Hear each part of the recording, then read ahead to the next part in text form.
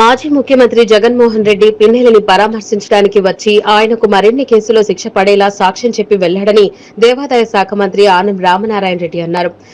EVM పగలగొట్టాడని Jaganmohan Reddy చెప్పిన సాక్ష్యాన్ని పరిగణలోకి తీసుకుని పిన్నెల్ని శిక్షించాలని ఆనంద్ కోరారు. నెల్లూరు సంతపేటలో మున్సిపల్ శాఖ మంత్రి నారాయణ ఆనంద్తో సమావేశమయ్యారు. ఈ సందర్భంగా ఇరువురు జిల్లా అభివృద్దిపై చర్చించారు. ప్రతిపక్ష హోదా కూడా లేని జగన్ నెల్లూరు జిల్లాకు వచ్చి చంద్రబాబును విమర్శించడం హాస్యాస్పదమని ఆనంద్ విమర్శించారు. భవిష్యత్తులో వైసీపీ మనుగడ సాధించలేదని జగన్మోహన్ రెడ్డి చెప్పి వెళ్లారని దుయ్యబట్టారు. గత ప్రభుత్వంలో వ్యాపారస్తులు పారిశ్రామికవేత్తలు భయపడుతుండేవారని మంత్రి నారాయణ చెప్పారు. నెల్లూరు కడప జిల్లాల్లో లేఅవుట్లు అక్రమాలు జరిగాయని చంద్రబాబు సూచించడంతో విచారణకు ఆదేశించామని అన్నారు. ఈస్ట్ గోదావరి ఇతర జిల్లాల్లో టీడీఎస్ బాండ్లలో జరిగిన అవినీతిపైన విచారణ చేపట్టామని అన్నారు. ప్రతి ఒక్కరూ నిబంధనలను అనుసరించి వ్యాపారాలు చేసుకోవాలని, అధికారులకు కూడా వ్యాపారస్తులకు సంబంధించి ఫైల్స్ ఒక్క వారానికి మించి మీ దగ్గర పెట్టకూడదని సూచించారు. పెద్దలు మున్సిపల్ శాఖ మంత్రులు శ్రీ నారాయణ గారితో నెల్లూరు జిల్లాకు సంబంధించినటువంటి అనేక అభివృద్ధి కార్యక్రమాల సమీక్ష, అలాగే రాజకీయపరమైనటువంటి సమీక్ష అన్నీ కూడా వారితో కలిసి మాట్లాడుకోవడం జరిగింది. భవిష్యత్తులో కూడా అన్ని విషయాలు స్థానికంగా ఉన్నటువంటి శాసనసభ్యులు, తెలుగుదేశం పార్టీ నాయకులు, ఎన్డీఏ కూటమి నాయకులతో కూడా చర్చించి జిల్లా అభివృద్ధిని ముందుకు తీసుకువెళ్ళడానికి ఇద్దరం కలిసి పనిచేస్తామనేటువంటి దానిలోనే ఇప్పటికి 2-3 దఫాలు కలిసాం. అమరావతిలో కలిసాం, ఇక్కడ కలిసాం, మళ్ళీ ఇప్పుడు కూడా కలిసి మాట్లాడుకుంటున్నాం. రేపు కూడా కొన్ని మున్సిపాలిటీలకు సంబంధించిన కార్యక్రమాల మీద ఎమ్మెల్యేలతో మాట్లాడదామని నారాయణ గారు ఇప్పుడే ఫిక్స్ చేశారు. రేపు కూడా వారి కార్యాలయం, వారి ఇంటి దగ్గరే ఈ సమీక్షలను కూడా చేయడం జరుగుతుంది. ఇలాగే నెల్లూరు జిల్లాకు సంబంధించి అన్ని విషయాల్లో అందరం కలిసి పనిచేద్దాం. మన జిల్లా అభివృద్ధిలో అందరికన్నా మనం ముందుండి చేయాలి. ముఖ్యమంత్రి గారిని ఒప్పించి అనేక కార్యక్రమాలను మనం సాధించుకోవాలనే దాంట్లో మేమందరం మాట్లాడుకున్నాం. సమయానికి మాజీ ఐఏఎస్ అధికారి శ్రీ కృష్ణయ్య గారు కానీ, ఇవాళ కొత్తగా వచ్చిన మన జిల్లా కలెక్టర్ ఆనంద్ గారు కానీ అందరూ కూడా రావడం, నారాయణ గారితో వారి సలహాలు సూచనలు అన్నీ కూడా తీసుకోవడం జరిగింది. అలాగే మరొక విషయం, రాజకీయంగా నిన్న ప్రతిపక్ష నాయకత్వం నాకు కావాలని అడిగేటువంటి హోదా కూడా లేనటువంటి మాజీ ముఖ్యమంత్రి శ్రీ జగన్మోహన్ రెడ్డి గారు ఇక్కడికి వచ్చారు. ఆయన ఏం మాట్లాడారు నిన్న? ఆయనే సాక్ష్యం చెప్పేశారు. పిన్నెల్లి రామకృష్ణారెడ్డి గారు ఈవీఎం పగలగొట్టింది వాస్తవం అని ఆయనే సాక్ష్యం చెప్పాడు. దానికి వేరే విచారణ అవసరం లేదు.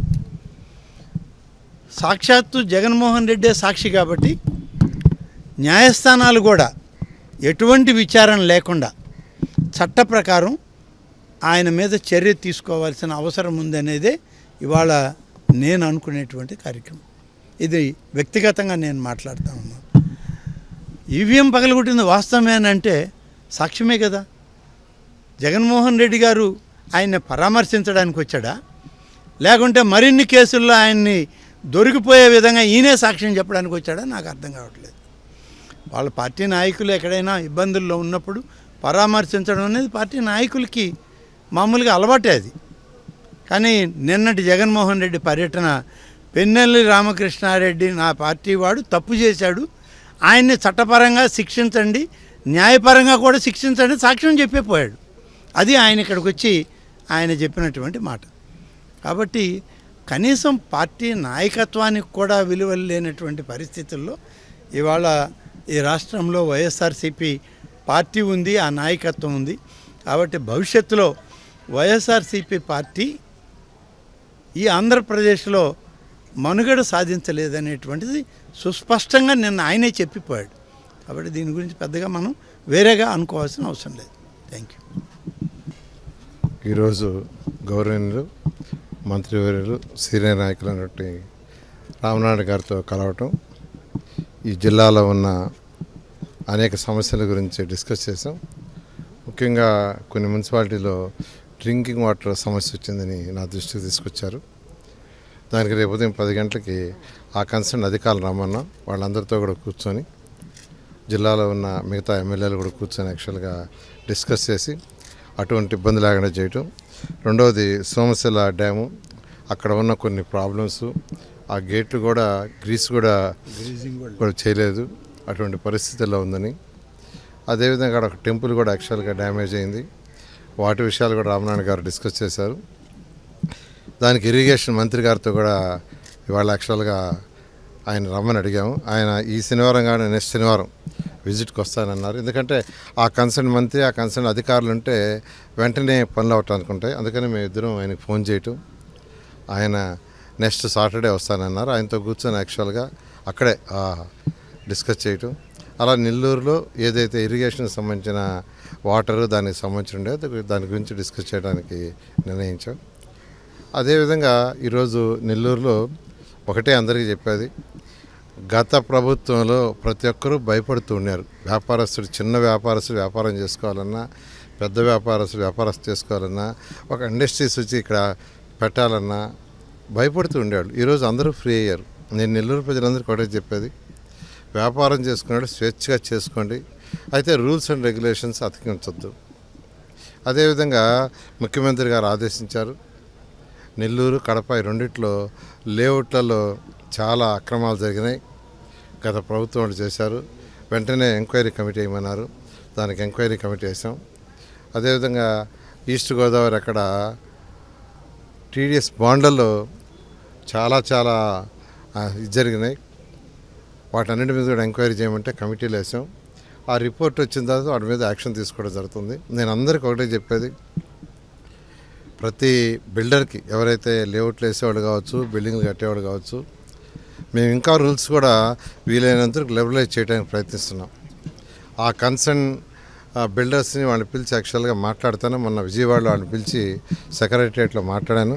మళ్ళా కూడా 2-3 తరాలు మాట్లాడతాం. ఇతర రాష్ట్రాల్లో కూడా ఎలా జరుగుతుందో అవన్నీ తెప్పించమని అధికారులకు ఆదేశించాను. అవన్నీ వచ్చిన తర్వాత కూర్చొని వీలైనంత లిబరలైజ్ చేస్తాం. అయితే మీరు కూడా ఆ యొక్క రూల్స్కి అతిక్రమించకుండా చేయండి. అధికారులు కూడా ఆదేశిస్తున్నాం. ఎవ్వరు కూడా 1 వీక్ కంటే ఎక్కువ రోజులు ఫైల్ మీ దగ్గర పెట్టుకోవద్దు. మున్సిపల్ డిపార్ట్మెంట్ అయితే పైనుంచి కింద ఇచ్చాను ఇన్స్ట్రక్షన్. ఏదైనా ఉంటే మీరు 1 వీక్ లోపల డిసైడ్ చేసి చెప్పమన్నాను.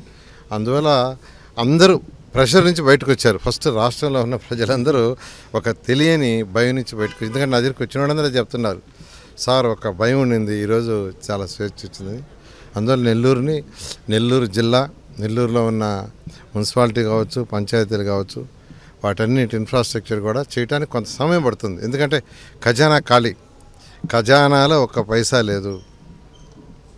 మున్సిపల్ శాఖలోనే 3,500 కోట్లు కలెక్షన్ ఉంటే మొత్తం సిఎఫ్ఎంఎస్కు తరలించారు, అక్కడ పైసా లేదు. అలా చేశారు. దానికి యాక్చువల్గా అధికారులతోనూ అన్ని డిపార్ట్మెంట్లో మాట్లాడుతున్నాం.